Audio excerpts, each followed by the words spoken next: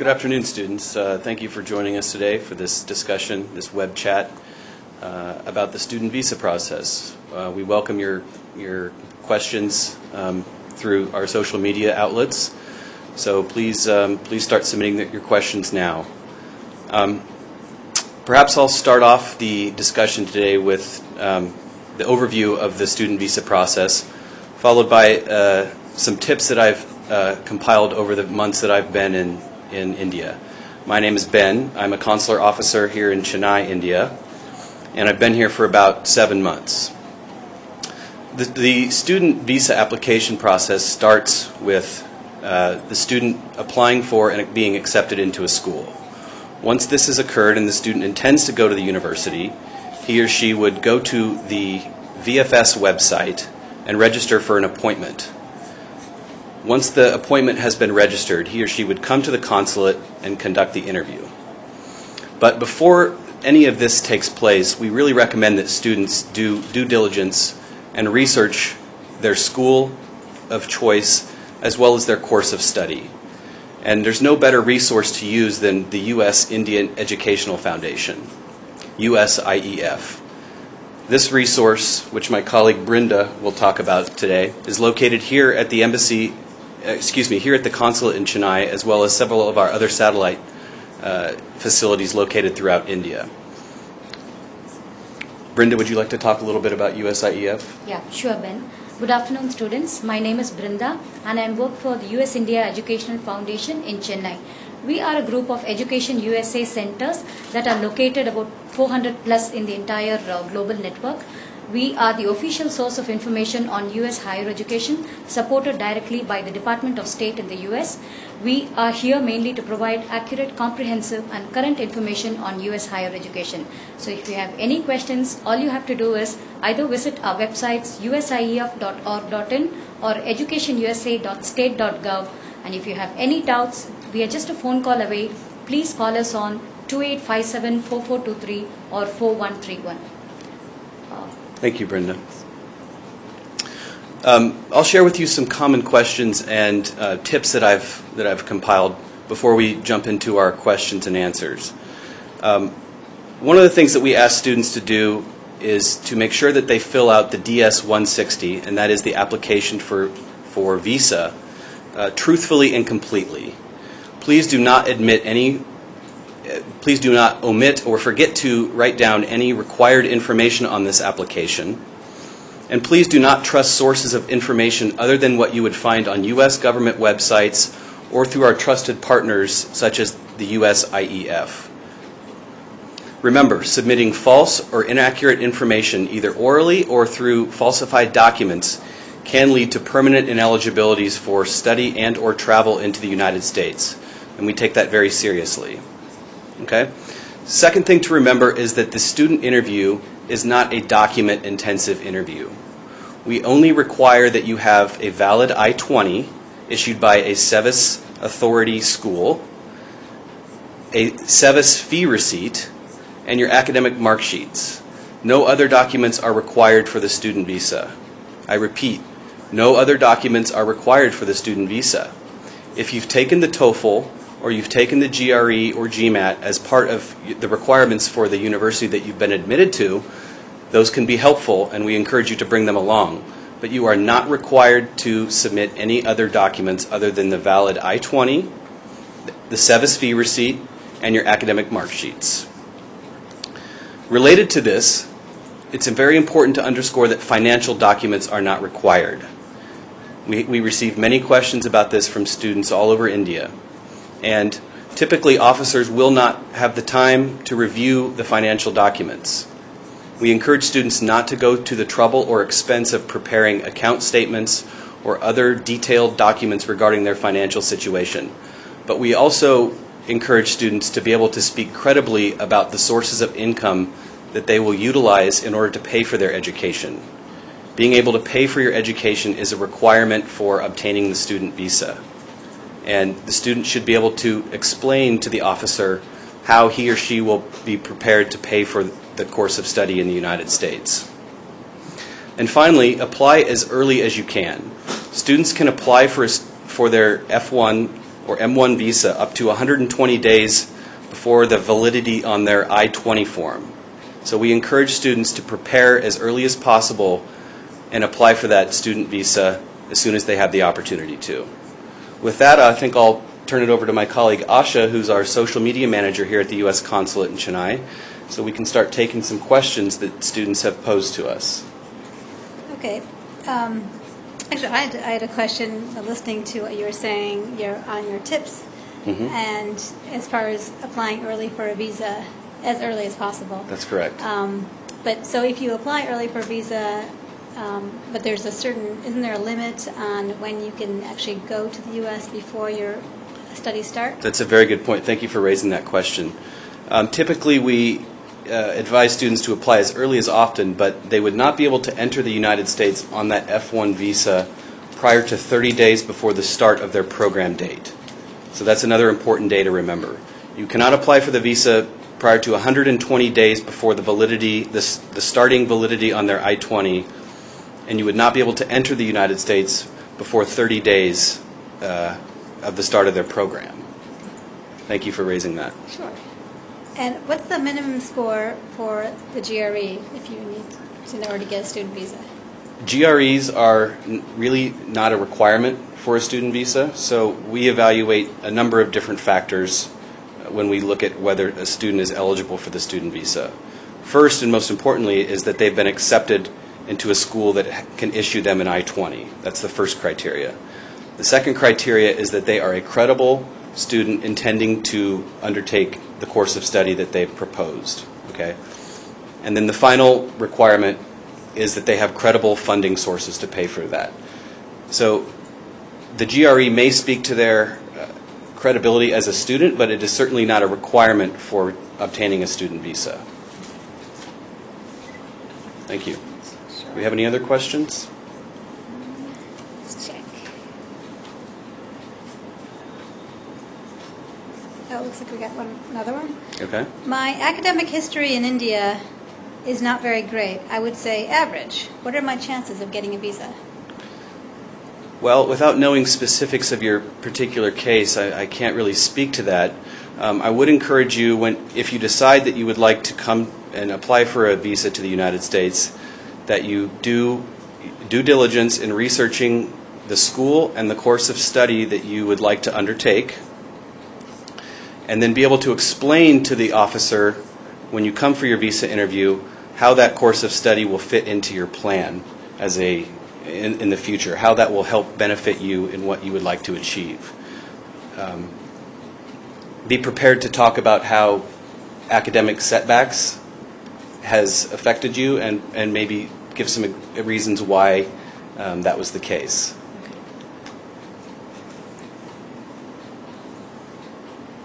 So I have another question. Sure. If I have a sibling in the U.S., will this affect my chances of getting a visa? No. Siblings, relatives, friends present in the United States does not affect one's eligibility for a student visa. That does not factor in. The only thing we consider, again, is whether they've been accepted into a school, whether they're a credible student intending to undertake the course of study that they've proposed, and whether they have credible funding sources in order to pay for that education. Many students that come to the consulate have siblings that are studying in the United States, perhaps at a different university, but many students have relatives and or friends that are studying in the U.S., so that's perfectly acceptable. Great, thanks. Okay, we have another question. I applied for a visa 2 years back. I did not give false info. The officer found out about my giving false info. What is my chance of getting a visa in the future? I don't know the specifics of that case, so I'm not able to really give you a definitive answer on that. Perhaps I would suggest the applicant contact the consulate in which he or she applied, and we can research the particulars of that case. But without knowing specifics, I'm not able to answer that question definitively. However, it is worth repeating, Asha, I think, that visa officers take the credibility of the applicant very seriously. So If we determine through the course of the interview or through the course of the many checks that we do on the information that's submitted that is in fact false or it is not completely true 100%, that would have very serious implications on the student's ability to get a visa, either a student visa or in the future a work visa. So please take that very seriously when completing your application and coming in for your interview. Do not trust any sources of information other than what you can read on U.S. government websites or through our trusted partners at USIEF and other credible organizations. And do not submit any false information, either orally or in written documents. Thank you. Sure, you're welcome. Brenda, do you want to talk a little bit more about your services while we wait for other questions to come in? Some of the counseling that you can offer, things like that? Yeah, sure, Ben. At U.S. India Educational Foundation, we give a host of services for students. We conduct sessions on how to choose and shortlist colleges, how to write your statement of purpose. In fact, the entire application process. Ideally, typically a student has to start the process at least 12 to 18 months before he joins a U.S. university. So we have sessions scheduled throughout the year on various steps of the application process. We generally believe that every student can complete the entire application process through 5 easy steps. 1 is to research your options. 2 is to complete your application. The 3rd step is to find out the sources for funding that's finance your studies. The 4th step is to apply for your student visa. And the 5th step will be to prepare for your departure. In fact, every fall we conduct pre-departure orientation for students going for fall every year. This year also on July 6th we have a pre-departure orientation for students. Students can contact us to register for this event. We will talk about academic and cultural life in US. We'll also talk about, give you a lot of travel tips. You get an opportunity to network with students going to the same university or the same region. So all you have to do is contact us to find out how to register for this program. Yes, we do have an annual membership which will cost you about 2,500 rupees. We have lots of resources in our office. We have a lot of books which have list of universities under every specialization. We have test taking materials for GRE, GMAT and Toefl.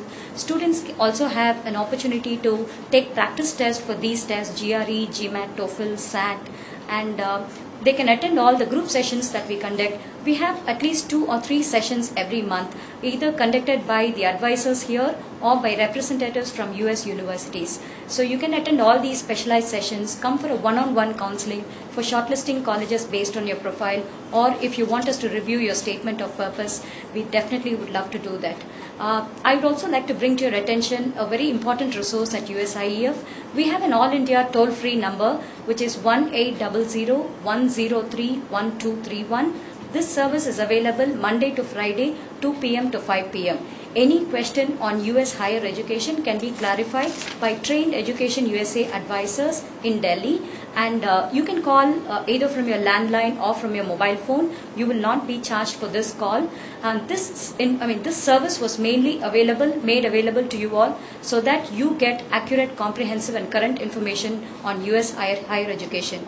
We don't want you to be misled by any information that is available outside. Over to you, Ben. Thank you.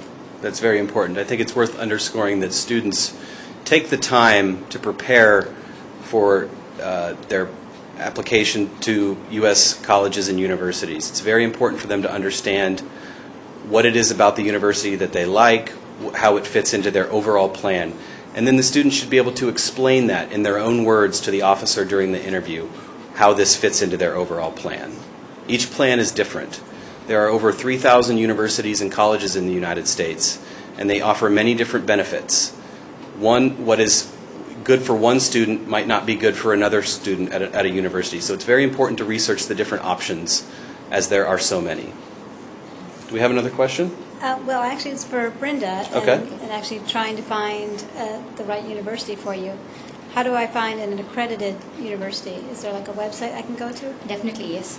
Accreditation is a concept in the US by which universities are tested for their quality, and only when they meet certain high standards receive accreditation. The information on accredited colleges and universities can be found in the website chea.org. I repeat, it's www.chea.org, where CHEA stands for Council for Higher Education Accreditation. Simply log on to this website, type the name of the university. If you find it in the database, it also gives you information on which accrediting agency has accredited it. And we always recommend that choose an accredited institution, because this is going to cost you a lot of money, and you want to be sure of the quality of education that you're going to receive. Thank you. Thank you. So this is a question, and I don't know the answer to this either. What is OPT? Okay, Brenda, would you like to speak to that? Definitely, yes. OPT is optional practical training. Any student after he graduates get an opportunity to work in the same visa. He doesn't have to change his visa for a period of 12 months or more. Usually all the students get only for 12 months, but students who are studying in the STEM fields, science, technology, engineering and math, get an additional period of 17 months to do their OPT training. So that makes it 29 months. So OPT is nothing but you get an opportunity to practice your skills that you learned in the university, and you without changing your student visa status. So you.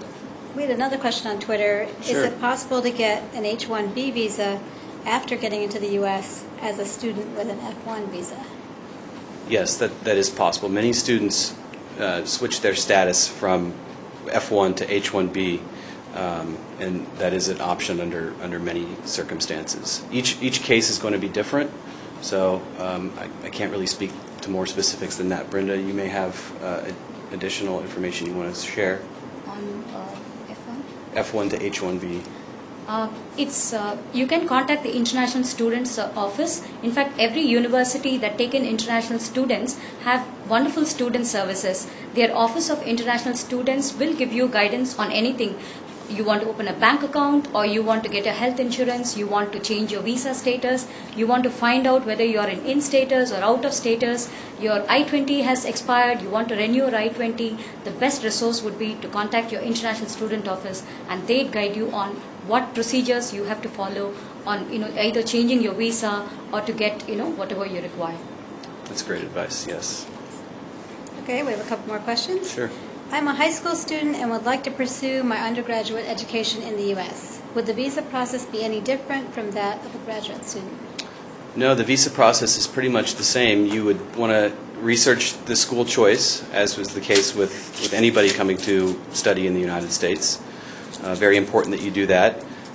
You would likely be required to take the SAT for many of the schools in the U.S. Not all, but many schools require the SAT. You would need to find that out from the various schools. And then you would go to the VFS website, complete the DS-160 application. It's all done online. And then you submit the application and schedule your interview, and then you'll have your interview. So nothing is really different other than some basic steps required by the university. The same criteria apply, that we would apply the same criteria when evaluating your eligibility for the student visa, though. Whether you've been accepted into a university in the United States, whether you have the ability to pay for that school, and whether you are a credible student intending to undertake the course of study that you've proposed. And what is the cost of education in the United States? That's a good question. There are, as I mentioned before, there are over 3,000 different colleges and universities in the United States, ranging from community colleges to private universities and everything in between. Costs vary dramatically based on where the college is located and what type of education they offer. So the best resource is to contact our colleagues at USIEF, who can point you to some online and written resources that would best help you decide which university is right for you. But the short answer is that the costs for an education in the U.S. vary dramatically based on what university you would want to go to. Okay, to add to that, we generally give a range of $15,000 to $40,000 per year on tuition and fees. The cost of living is extra. That would vary from place to place. Generally, places in the coastal parts of United States are much more expensive than the other parts of United States. So that would also add to your entire cost of your education. So if you're looking for like cost effective, or a university that would say cost you about 25 lakhs to study, you can look for state universities. There are two types of institutions in US, public institutions and private institutions.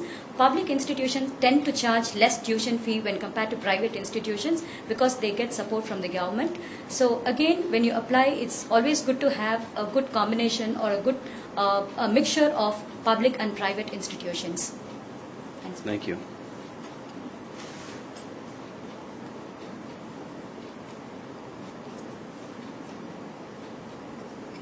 Sorry, I thought we had a question on Facebook, Okay. but we don't. Someone's just saying hello. Please submit your questions via Twitter, Facebook.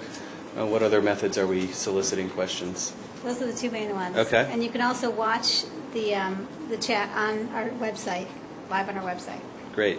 Okay. All right, I have another question. Okay. I booked my visa appointment with an I-20 from the University of Illinois, but now I have the I-20 from another university. Can I still attend the interview? You may still attend the interview. The important thing to remember is that the visa, when you enter the United States, the school that's listed on your visa must correspond with the I-20 the valid I-20 that you have. You may obtain multiple I-20s before your visa is issued, but you must, when you come to your visa interview, you must have chosen the school that you intend to go to, because the visa must match the I-20 when you enter the United States. Now, many students choose to switch schools after they've already entered the United States, and that is perfectly fine, but changing status of universities is done when you are already in the United States, not before. And you might want to tell the Sevis receipt of the university. That's a good point. Thank you for mentioning that. When you register for your I-20, you must also pay the Sevis Fee, which is a system that's run by the Department of Homeland Security, and it just keeps track of all the foreign students in the United States. The Sevis Fee is $200. Please make sure to bring the Sevis Fee with you when you come to your interview, along with your application and your I-20. Thank you. Great, thank you. We have another question. Okay. Will my chances of getting a visa be affected if I choose to go to a community college as opposed to a four-year university? That's a great question. Thank you for whoever submitted that. Community colleges are a valid form of education, and we encourage folks to attend those if that makes sense for their particular situation. If you choose to go to a community college, that will in no way affect your chances for receiving a U.S. student visa. And in fact, we encourage students who want to attend community colleges to research those options and be prepared to talk about those to the consular officer when they come to their visa interview. That's a great question. Okay. There's another question. Does anyone know if I can get the M1 visa if I already have an F1 visa? The M1 visa is typically issued for vocational programs. So the situation would highly depend on what the student intends to do. You would be able to have both types of visas under certain circumstances, but that's a pretty specific case, and it would require knowing some more information about the applicant's background. But M1 visas are different from F1 visas.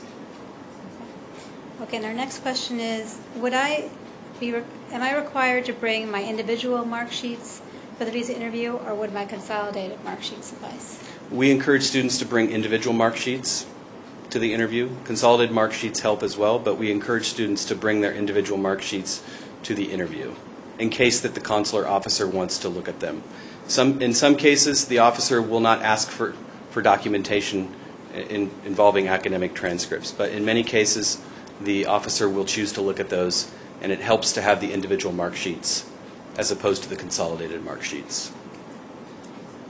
Sure. To add to that, individual mark sheets give a realistic or the correct picture of a student's academic academic scores or tests or the marks, but the consolidated mark sheet usually does not reflect the arrears or the backlogs that a student has. So it's always good to carry your individual academic mark sheets when you go for your visa interview. Thank you. Okay, our next question is, what kind of profile are you looking into a candidate who's applying for an F1 visa? That's a great question, and really there's no specific profile that we're looking to when we conduct these interviews. Each person is different. Each candidate is different, and we assess each candidate individually. On no other basis do we assess them other than what they tell us and what information that we have at the interview. So there's not one particular profile that we're looking for in a potential student to come and study in the United States. All students are different, and we understand that, and we individually evaluate each student at the time of the interview. Okay. And how long may I stay in the U.S. on my F1 student visa? Typically, students are allowed to stay in the United States for the period of the course of their study, with the possibility to stay in the United States and do OPT. Do you have any information that you want to add to that? Yeah, until they graduate, and about 30 days, 60 days, I don't know the exact duration. But if they have not enrolled into an OPT, or if they have not got any job offers, they might want to check with the International Student Office on the period of stay, and they might want to get back to India before their status becomes inactive. That's correct. It's important to pay attention to the dates on the Sevis paper. That will indicate to you your eligibility for being a student in the United States. And again, as my colleague Brenda mentioned, please consult with your international student office to determine what those dates mean. Okay, our next question is, what if I get sick in the U.S. and I'm away from my classes for more than 6 months? What happens then? That's a good question as well. You would still be, assuming you are still enrolled in the university, the student would still be in active status. If the student fails to complete the courses required for the school and are inactivated by the school, then he or she would need to return, as they would be out of status. And they would need to go in for another visa interview. Be prepared to answer questions about what happened, the nature of your illness, if you do intend to go back and study in the U.S. Thank you. We also get these queries regularly. How many times is a student on F1 visa allowed to visit India? That's a good question. We typically issue multiple entry F1 visas, so a student could come and go as often as he or she would like. And should he or she get back before a certain period of time? He or she should just make sure to adhere to the requirements of the program. So as long as they are fulfilling the requirements of the program, that would be fine. Now, are there students that come from India to go to high school in the U.S.? Is that rare? In some cases, we see that. Typically not, though. There are provisions for coming and doing high school years in the United States, but they're highly specific, and typically we don't see a lot of those cases in India.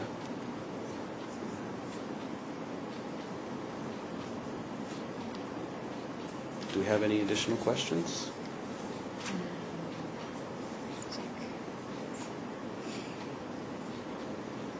Okay, if a student is in the U.S. on their F1 visa and they'd like to extend their stay, how can they do that? Typically, they have to get a new I-20, which has the new date in it. Your visa is valid until the date of your I-20. Even if your visa is expired, you're still considered in status if you have a valid I-20. That's correct. Okay, we have our next question. I got my visa rejected twice this year. Should I reapply immediately, or should I wait for some time?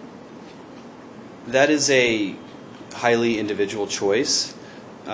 It's important to remember that consular officers across India apply the same adjudication standards.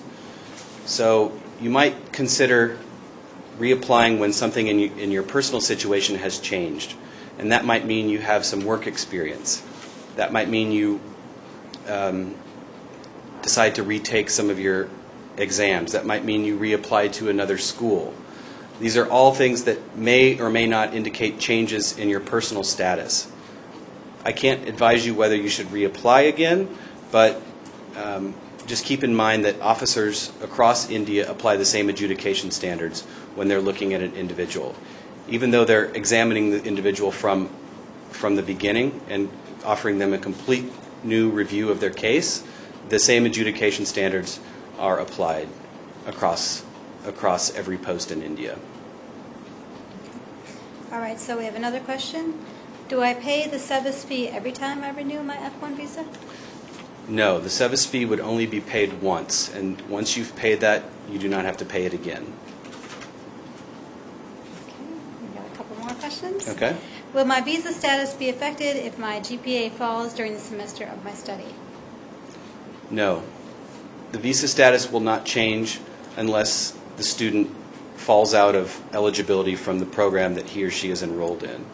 So as long as he or she is enrolled in the program, the visa is still valid. Okay, great.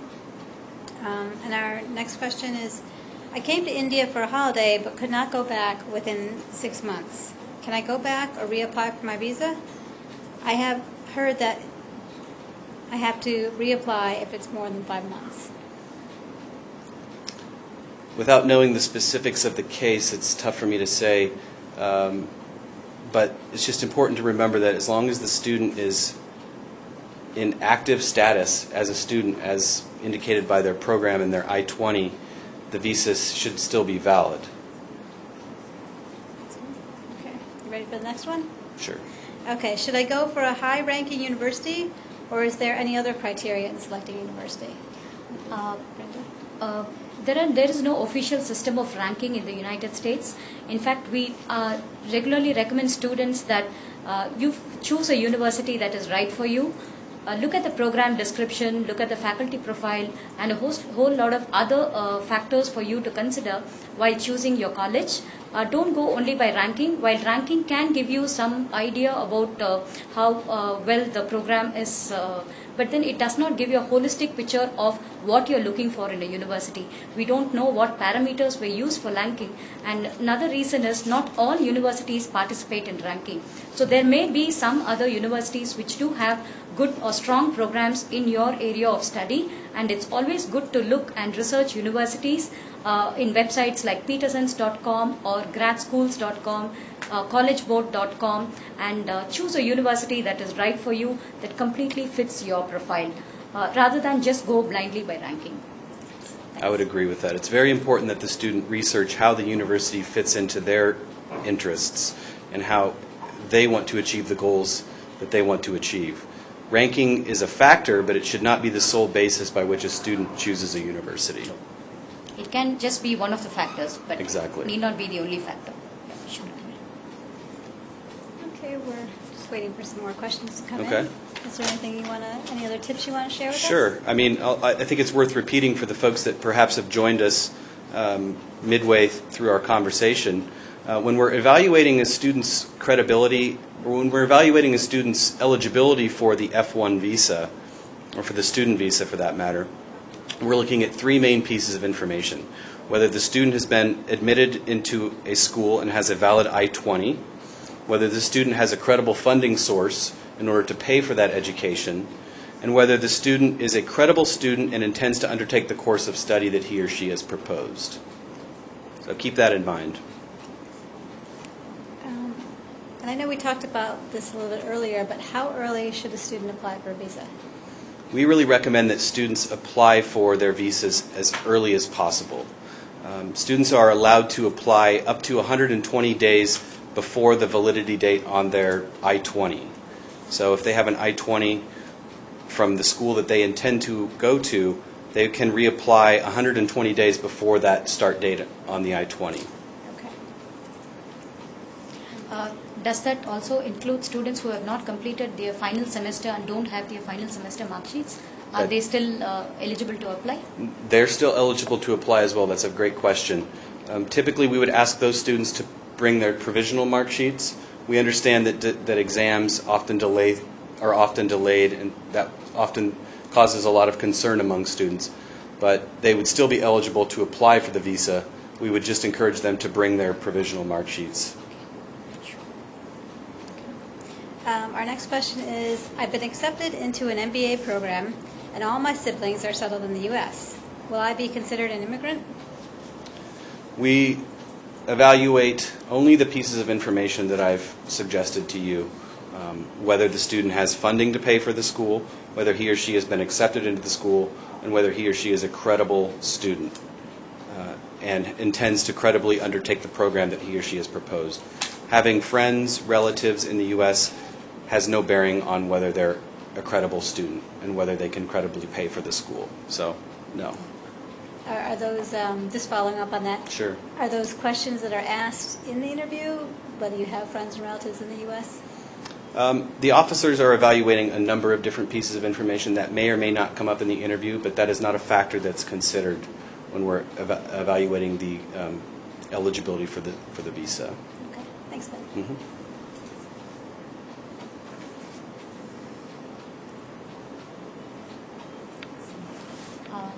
I would like to repeat the toll-free number that we have.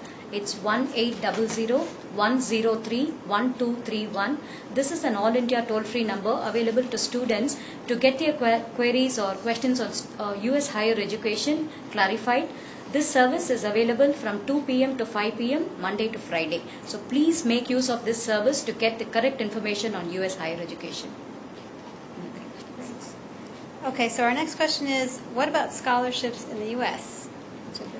Scholarships are usually at the discretion of the university, but there are many websites that are available which has information about scholarships like Funding US Study, internationalstudents.com. But the best resource for scholarships would be the department website itself. Find out what is available, what sort of assistantships or scholarships are available for your program of study, and that would be the best resource for you to apply. Again, scholarships are highly competitive. They are given purely on merit basis. While I say there, to give just so probably to cite in a very recent report submitted by NAFSA, which is the Association of International Educators, about $7.7 billion was given as scholarships for students, for international students in the year 2010-2011. So this was just to say that scholarships are available, but they're highly competitive.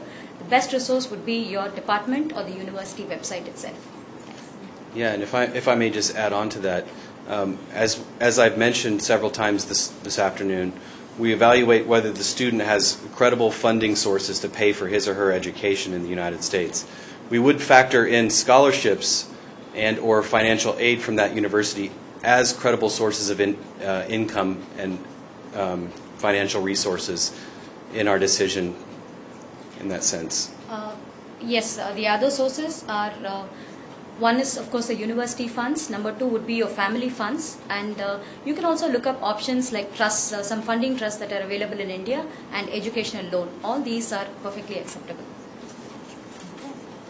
So our next question is there any kind of a number that you are thinking to grant this year for student visas?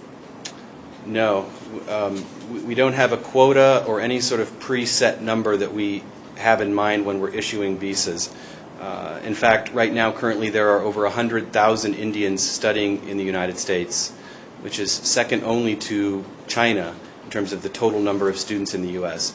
And we encourage as many Indians who would like to study in the United States to apply to come and study in the United States. There is no quota or any sort of preset limit that we have for these numbers of students. There's no cap or anything? No cap, no quota, no limit. Okay, great. Okay, so our next question is, do you give visas only to students who have studied in good colleges here in India? Is there any such criteria? The institution that a student attends is not a factor that we look at in terms of whether we're going to issue a student visa or not.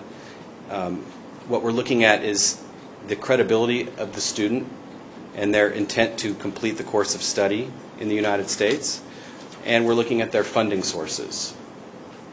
Those are the only factors that we're looking at, in addition to whether they've been accepted into the United States when we're evaluating whether they qualify for a visa. So while attending one particular university may look good, it's not necessarily something that we're factoring in when we make our decision.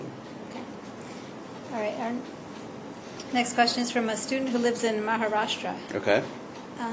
Am I free to apply to any U.S. consulate in India, or is it state-specific? No. We allow students to apply at any U.S. consulate throughout India. So you would be eligible to apply at any of the 5 consulates that we have here.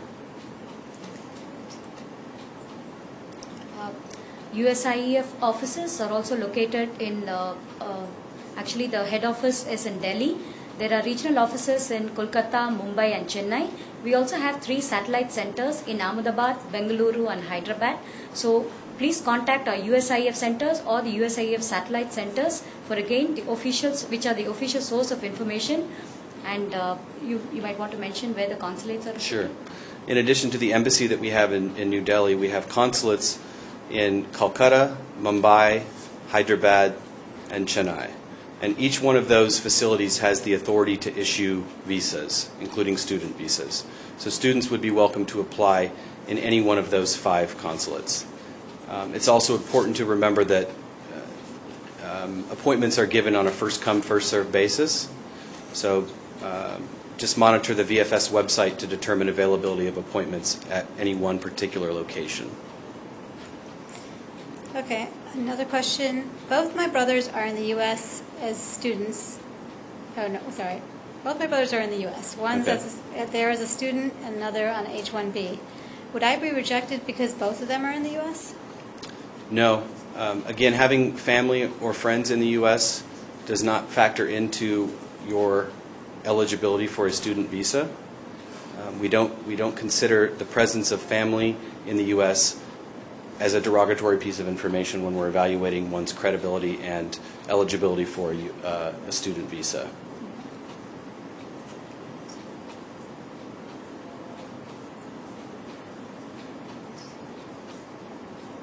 Let's just check if there's any more questions. Okay. Sorry, one more. This is for Brenda. Will USIEF help me in getting a visa? No, we definitely don't help you getting a visa. Students do get, in fact, whenever they come and visit us, since we are located inside the consulate, they ask us this question very often. Does getting into USIEF service guarantee me a visa? No, we definitely don't guarantee you a visa. But we can give you, we regularly conduct sessions on student visa process by visa officers themselves. We would definitely, you're most welcome to attend all these sessions. And in addition to that, yes, we also give you a one-on-one counseling on guidance on, basically students generally come to us much before they start the student visa process. In fact, USIEF is a self-help center.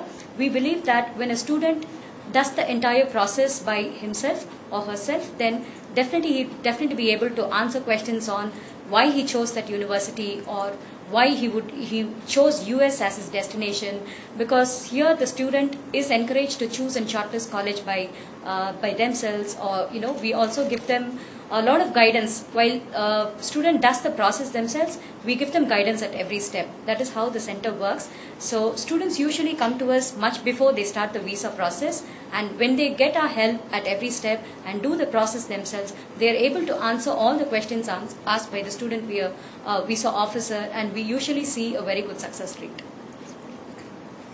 Okay, our next question is, I have a valid I-20 from a U.S. university. I don't have the original Sevis Fee receipt, but only a copy. I misplaced the original. Can I still attend my visa interview? Yes. So we would encourage the student to bring the copy of the Sevis Fee receipt when they come in. If additional verification needs to be done, we can do that at the consulate during the interview. So please make sure to bring that document along with your valid I-20 and your mark sheets. Those are the only pieces of information that are required to be brought to the interview. So please remember to bring all 3 of those pieces of information. Sometimes students don't receive their official test scores. They only have a copy of the, printed out from their email. Mm-hmm. Is that okay to bring those for GRE or TOEFL? GRE and TOEFL scores, as I mentioned, are not required and the students are not required to bring those for the interview. In many cases, students have taken those tests in conjunction with their applications to the various universities, but they are not required. If they have taken those and they have either official or unofficial results from those, they're free to bring them if they would like, and we would encourage them to bring those to the interview. Thank you. Okay. We have another question. Okay. What are questions that officers will ask during a visa interview? The questions that we're going to ask relate to three pieces of information. Where are you going to school and where have you been accepted? And then we're going to be evaluating your credibility as a student, your intent to undertake the program of study that you've proposed, and your funding sources for paying for this program. That is what we'll be asking our questions about. And so the student should be prepared to talk about all three of those elements during the interview. It's a good question. Okay. And our next one is, can I change universities while in the U.S.? How do I do this? That's a good question as well. Many students choose to change the university that they attend in the United States, and that's very common. Many U.S. students do the same thing. That would be done once you've entered the U.S. and once you've attended the school and had a chance to take a semester at least. At that point, we would recommend you would talk to your international student advisor office, who can advise you on changing status. But yes, that is an option. Okay, great, thanks. What might, to add on to you, Ben, Please. what usually happens is they will review all the credits that you have already taken, find out which ones can be transferred, and here there's a possibility of not all your credits getting transferred, which means you will have to pay additional fee to complete your course in the university to which you're transferring to.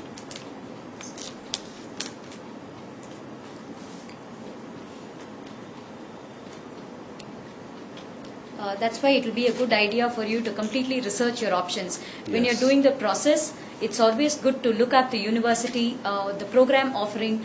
For example, if you take an MS in computer science, not all universities have the same courses or the same program under MS in computer science. Each university is different. In fact, US universities have the flexibility in their courses. You can tailor make your own courses. So find out your exact requirements. That's why pay a lot of attention. Even if you take 2 to 3 months or even 6 months, research your options. Find out all the universities that offer your program. Find out what sort of research is going on under that university. Is that what you're interested in? And then, choose that university before you actually apply for your visa.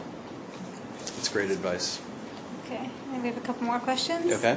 Considering that you see thousands of students every week, how carefully does the officer examine the applicants' documents and listen to individual stories? That's a great question.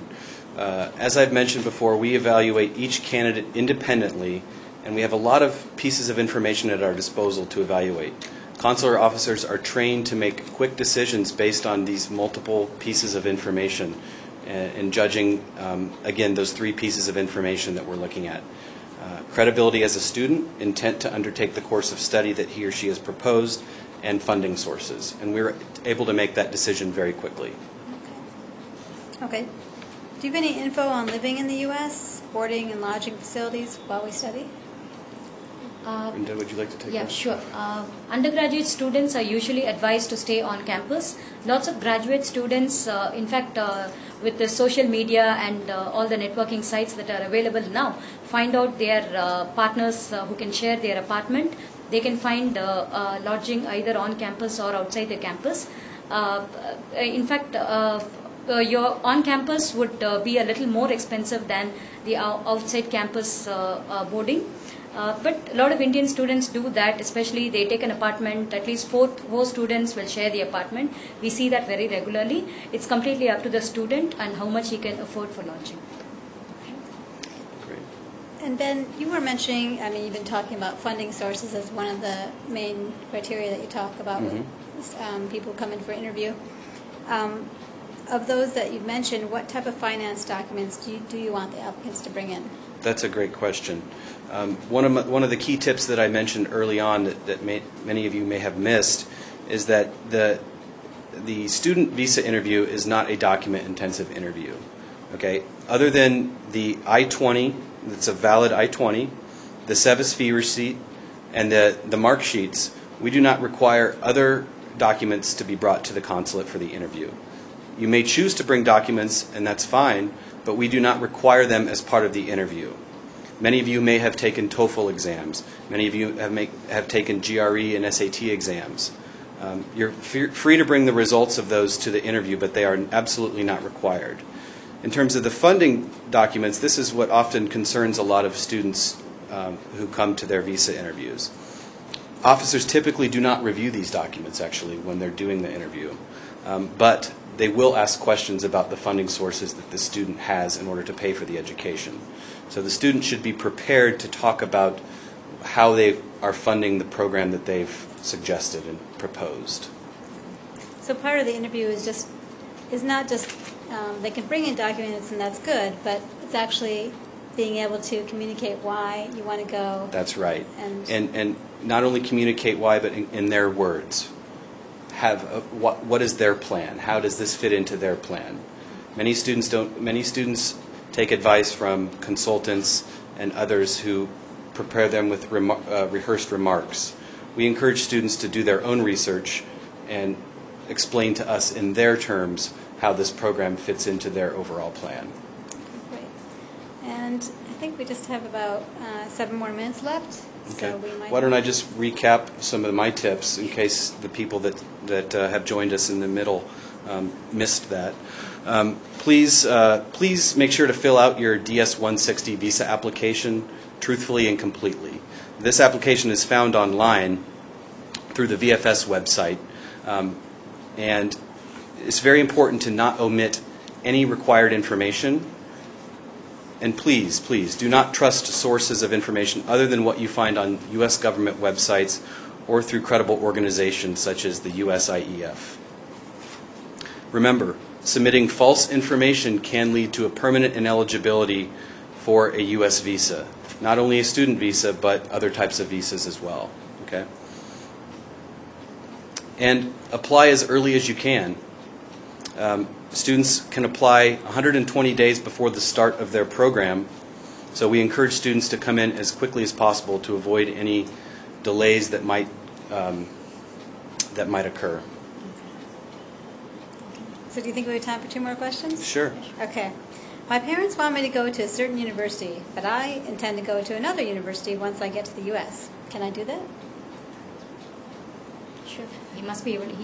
Definitely a student can go to a university of his or her choice. In fact, I recently got feedback from a student who had gone to US to San Francisco State University.